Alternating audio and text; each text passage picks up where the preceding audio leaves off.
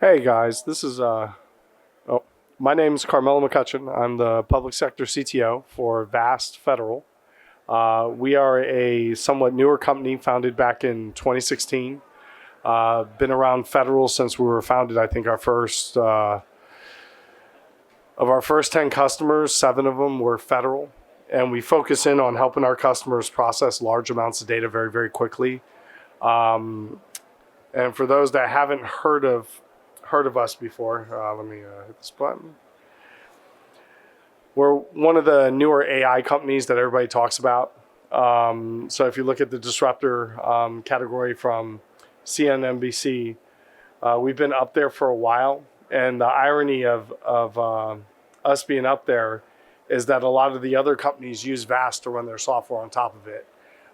We partner with a lot of the model builders like XAI, Grok, and others that build their outcomes on top of Vast software.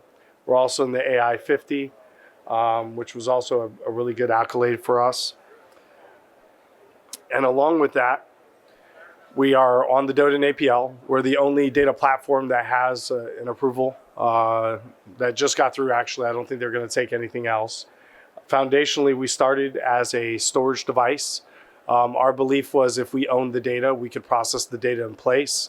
We could control access to the data. We could put the data where it needs to be, whether it's at the edge, the data center, or your cloud provider of choice. You'll notice we support 2 of the 4 clouds in the federal marketplace. We also run on everybody's hardware. We're agnostic there, so we don't really have a preference as long as it's the right hardware. We're prescriptive, but we don't have a vendor preference. And the other very interesting thing about us, if you're used to using a cloud, when you go into like Amazon, you get a set of services like EBS, which is block storage, EFS, which is file, S3, which is object. You get Redis, which is a database. And when you look at Vast and where we deploy, you get the same capability. So we do file, object. We also support GPU Direct, and we do block. Along with that, we're also a data warehouse, so we're transactional and asset compliant. We compete with companies like Cloudera or Palantir or Oracle. It just kind of depends on the use case. We just introduced vector support, so we can be the back end of an LLM when you're doing training as well. And on top of that, and this is where it got really interesting for us, probably about 2 years ago, the amount of compute we were getting at the price point our customers were used to was almost 2x what we needed. So we started running other applications on top of the platform that were very data-centric. And we called that our data engine, which we just got ATO in a bunch of places in DoD this year, even with the Doge thing, which was really interesting. We run a managed instance of Spark that a lot of our customers use to do sensor processing. We have our execution engine, essentially the thing you use to run your queries in Trino. It's also set up with ABAC. And one unique thing about Vast is that we unify your attribute-based authentication for unstructured data and structured data. So we can do ABAC for everything. We're the only platform that got through the Doden APL process. That's also, I think we checked 30 of the 31 controls for the data pillar that Randy Resnick put out, 2 years ago, 3 years ago. Along with that, we have a couple of use cases that our customers tend to use us the most for. The first one is sensor ingest, and I'll dive into this one a little bit more in the next slide. The next one is data fusion. Because we can do unstructured data and structured data at the same time, we see a lot of fusion of data where the metadata is structured in the database, but you might have a raw collect or some commercial satellite imagery or some RF or something like that. And we tend to use the tools like Apache Spark to process that, do significant transformation, and then deliver outcomes to our customers. We pride ourselves on high performance compute, especially secure HPC. So we have a bunch of customers that, like we just won NERSC 10 with Dell. We're the capability behind now what will be the largest AI supercomputer in federal. And then the second largest at MITRE also runs Vast. And they have an NVIDIA SuperPOD. So very, very popular in the AI, ML, and HPC space. And another very interesting thing for us, because we also we look like a Kafka broker. We rewrote Kafka in C++, so we could do ingest of streaming data. So we also do a lot of log analytics, data lake-like capabilities. If you ever have a customer that has a lot of Splunk or a lot of Elastic, and the data management part just doesn't work that well at scale when you get a couple petabytes, they usually look at us and we augment and hold a lot of that data in our warehouse, but you still use the tools you're used to.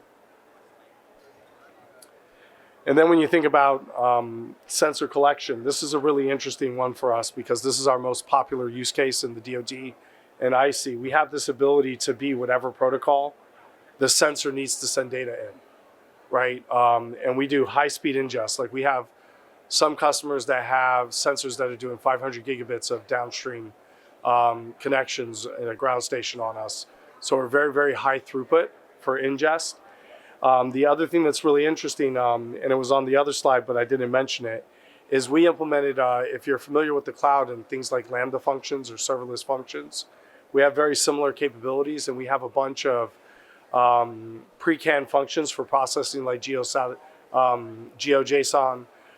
certain types of RF data and things like that. So when the data hits us, we immediately start processing it and doing any type of transformation required. If we have to structure it in the database so you could query it, we do that as well. We also do things like data lineage, where we'll track the data from when we get it to wherever it's going to land in the end, and everything that happens to it in between. We're doing all this while still enforcing ABAC, so attribute-based authentication, which is very unique to us. And then lastly, we even include visualization tools. Like we've packaged Google Looker, we've packaged Apache Superset, we've partnered with Tableau, Click, and a bunch of other visualization suites. And they can all talk to us, and the analysts, essentially we're cradle to grave from ingest all the way to analyst as one solution.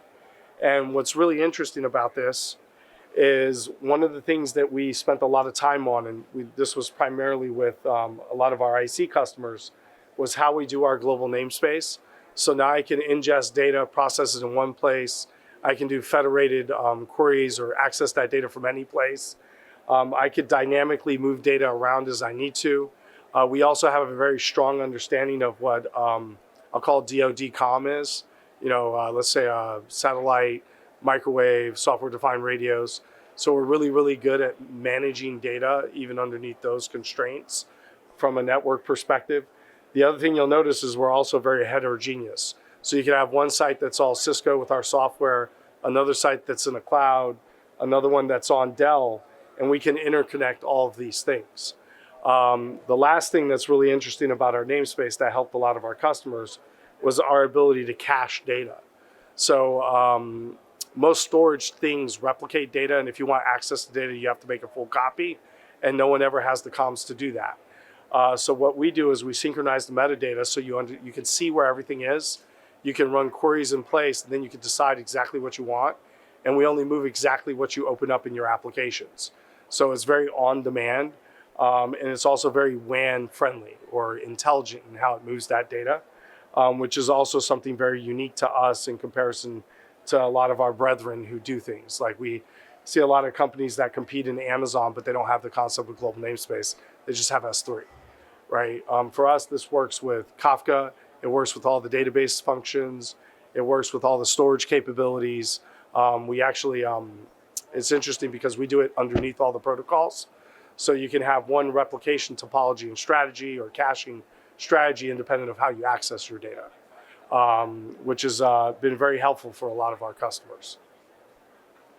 Another thing that was really interesting about our implementation is a lot of people, or we're watching this now where data comes across in different protocols, in that I may have a legacy app that does SMB or S3, but my new analytics app wants to see that data in NFS or some other protocol. So everybody makes copies of the data across different silos. One thing that was really interesting is we can share the same object or file out across any protocol we support at the same time. So that's been really good for our customers because you don't have to make copies anymore. You just have to access your data. The other thing is when you turn on S3, we also do immutable objects. So it's like you can do as many logical copies of the data as you want, but you never actually modify the original.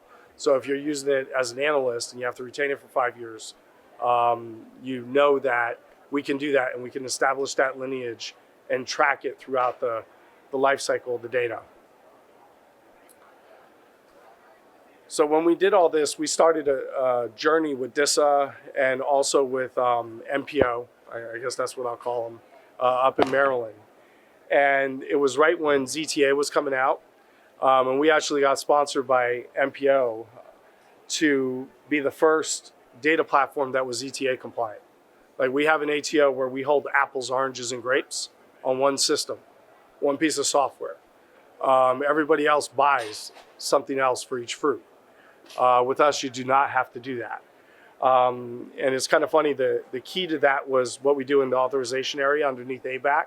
So we have certain customers that might have, I think I have one customer that has 48 SAPs on one system, right? The only other thing that does that is the cloud, right? And we can run in the cloud, but we can also run on-prem, and then you can't tell as a user or consumer where everything is. All you know is that you're getting what you need when you need it.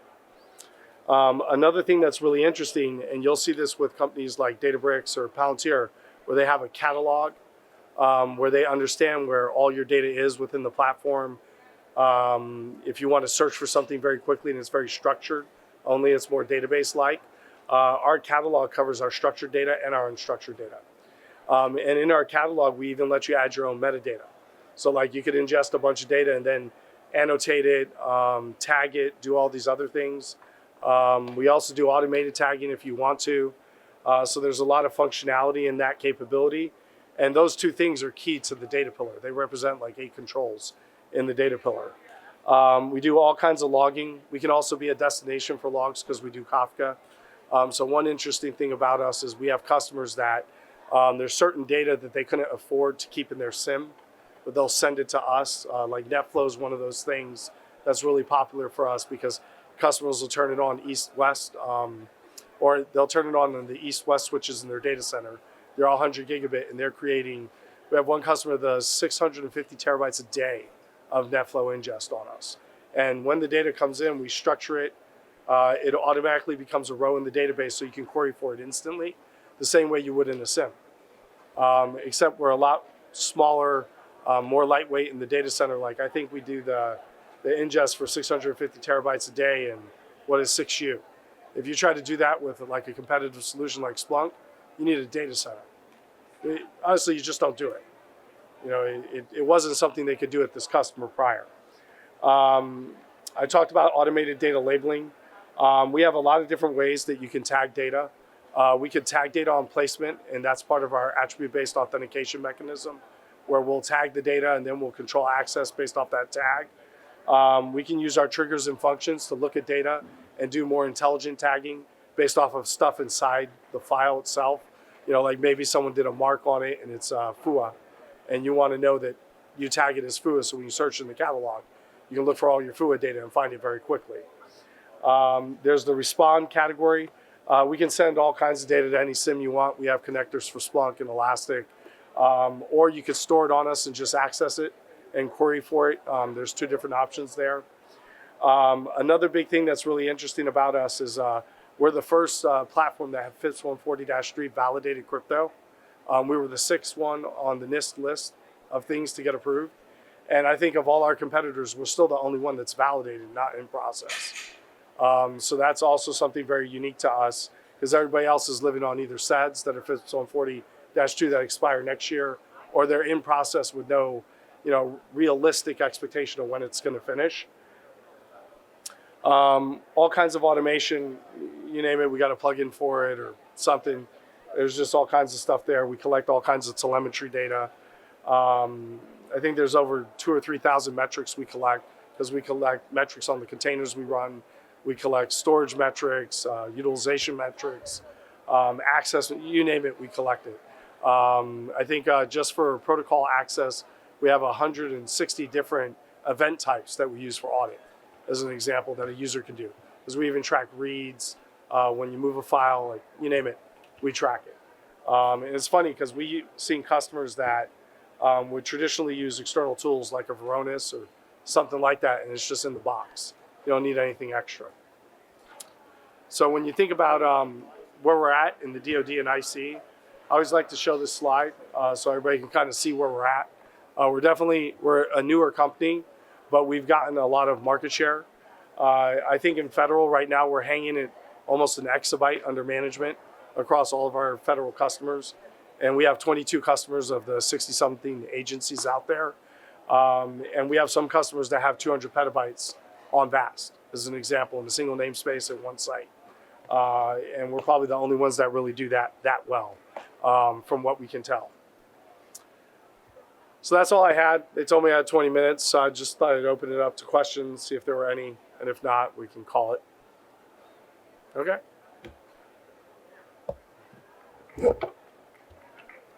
Everybody gets 5 minutes.